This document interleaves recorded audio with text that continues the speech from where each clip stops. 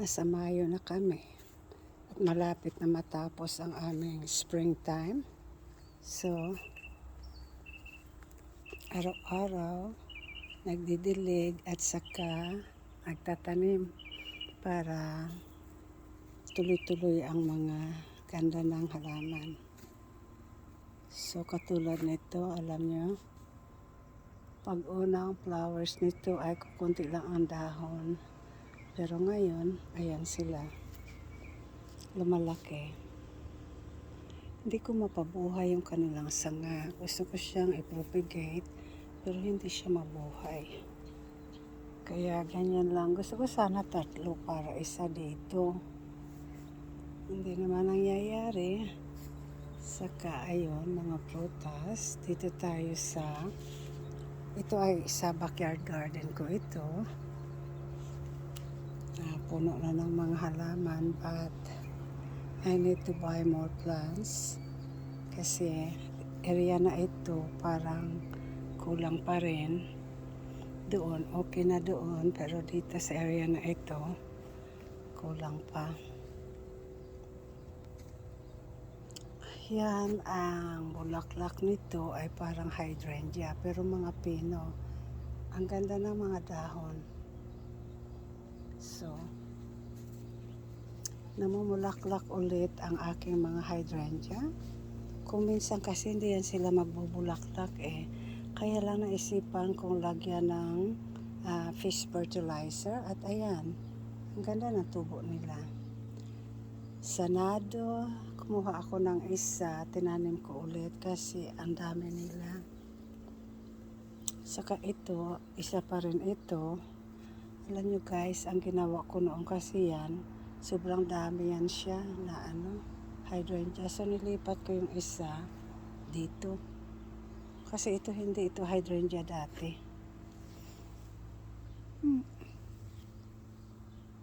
Ayun, saka meron din akong isang puno ng saging na bilang halaman ko. I don't expect na magbunga ito o magdami yung kanyang puno kasi hindi naman tropical itong aming garden, yung area namin. Ito ay alaala ko sa aking old lady friend na si Ate Leti na pumanaw na rin siya. Ang rose na ito ay thornless. Wala yan siyang tinik. Ito ay isa pang sanado. Nabili ko ito sa Irvine. Kukunti lang noon na isa lang ang puno. Pero ngayon, puno na oh. Ang laki kaya ng kanyang paso. Ayan. Pero, ayan. Ito namang croutons ko. Alam nyo guys, matagal na ito kasi hindi lumalaki. Pag winter, mamatay sila. Kaya pa ulit-ulit. Pero ngayon, ayan, ang lalaki ng dahon at saka yung kanyang variegation na yellow. Ang ganda. So, bibili ulit ako niyan. Ito naman ay isang hydrangea din. Para parehas lang sila, isang paso at saka yan ang ginawa ko. This morning, inayos ko at nilinis itong tea plant. Kasi ito din, para din siyang crouton na pag hindi nila gusto ang location na mamatay. Pero nakasurvive din ito, kaya nilipat ko siya dito sa pomegranate tree ko. Ayan o, mga pomegranate, maraming bunga. Tapos, meron ako isang kahoy na kinukolekti nila ito. Pero maliit lang yan siya dati. At nabuhay din. Sa paso yan siya. Lipat ko sa lupa. Geranium, kailangan i-trim ko siya para gumanda ulit. Tapos ito, pula ito na maroon, pula, hindi ko alam. Meron din akong isang yellow na nandoon sa kabila doon. Pero kasi pulsan, parang ayaw nila. So nilagay ko sa paso para makontrol yung pagdami. May regal shield, nagustuhan niya rito. Tingnan nyo guys, ang laki ng kanyang dahon. Kaya nandito lang siya. Baka makasurvive din sa winter. Meron akong mga epiphyllum. Ito ay yellow daw, sabi ng friend ko. Nag-cut ako ng marami sa puno niya doon sa kabila, apricot, para magkaroon ulit ako ng panibagong kulay. Mga bromeliad ko, ang ganda nila. Saka yung mga amaryllis, kinalat ko sila para maganda tingnan. Bushy ba? Ngayon guys, tingnan ninyo ito ay white epiphyllum. Naglinyahan ulit yung kanilang bulaklak. Hindi pa yung bulaklak, buds pa pala. At saka dito, alam ba ninyo itong isa na ito, yellow pala yan. Hindi ko alam saan yung galing kasi ito it's been long years na yan siya. Tagal-tagal na niya. Tapos ito, meron siyang bulaklak. Puti din ito pero parang ang buds niya ay parang yellow.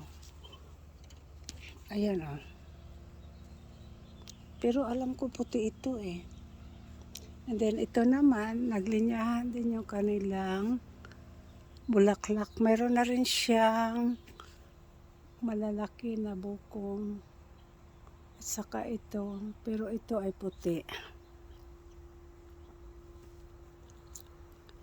Ito ay aking mga mandarin. Hanggang ngayon may bunga at saka super dami ng buto.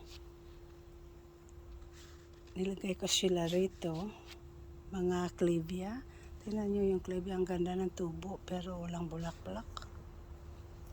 Ito, tapos na yung pamumulaklak niya pero hindi ko siya pinutulan kasi baka hindi mabuhay. Hindi ako nagtanim. Andito ulit yung aking mga alocasia, regalsia, cuculata, at saka ito. Hindi ko alam ang pangalan nito. Sabi regalsia, pero I don't think so. Nakahang din ang mga spider plant ko. Saka mga what is this? Chain of pearl.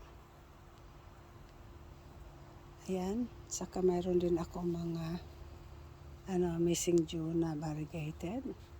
So mamaya itong aking Symbidium, uulitin ko sila kasi hindi sila namulaklak. Very old na kasi yung paso niya at saka yung kanilang lupa.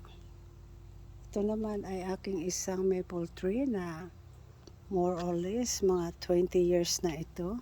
Bigay ng aking kapitbahay noon bago siya pumanaw. Ayan. Nilipat ko. Pero yung area doon, kasi shaded sila,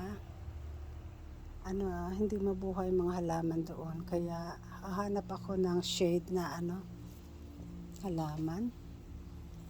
Ito, hindi ko alam ang kanyang ID, pero I don't care. Basta kay nandito sa garden ko. Yung isa naman, tingnan niyo guys, Ganda nila, mamumulaklak. And then, mga succulent ko nandyan. At saka, nandito din sa gitna yung iba ko pang succulent at nandoon sa gitna din.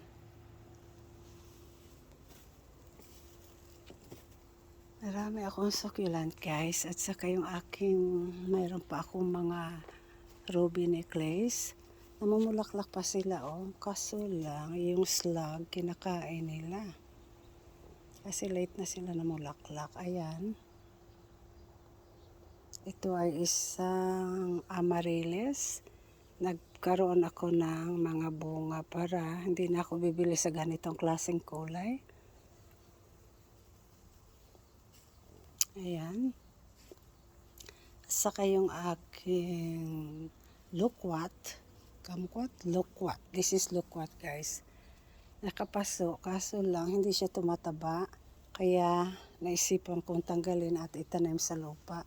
Saka ayan, tingnan niyo nagkaroon na siya ng maliliit na dahon. Ito naman ay isang bougainvillea ko for how many years na ito. Okay pa rin siya. Pagtapos na siya, kinakalbo ko lahat para hindi siya lumaki at tumangkad. Punta tayo dito sa aking succulent lane. Ito ay, andito sila. Kasi kailangan isama-sama ko dahil mahilig ako sa mga tropical plant. Tapos dito, maliit lang na area sa gilid ng bahay. Nandito sila. Ayan ay mga ionium, yung mga makukulay. Hanggang ngayon hindi pa lumalaki. Ayan guys, ito ay ponytail palm. Ayan o, tingnan niyo yung kanyang laman, malaki na siya. Then, ito, ano ba ito? Epipile, no? O yung, ewan ko ano yan. Mga jade tree ko, lumaki na rin sila dahil sa nakalagay sa malaking paso. Ito naman, hindi ko sila tinutubigan araw-araw pero maganda. Nilagyan ko sila ng ganito para, ayan, maganda tingnan. Mga matatangkad sila. Tapos ito yung isa kong ponytail. Alam ko kung ano. Maliit yung kanyang laman. Samantalang magkaparehas lang sila noon.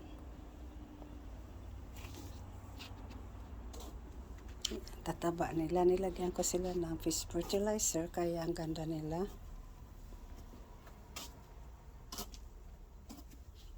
Itong area na ito hindi ko masyadong inaasikaso kasi hirapan, hindi makarating yung hose ko. Ito, tanggalin ko rin siya kasi ayan, develop na yung mga nilagay ko rito. Kaya itanim ko ito sa ibang paso ulit.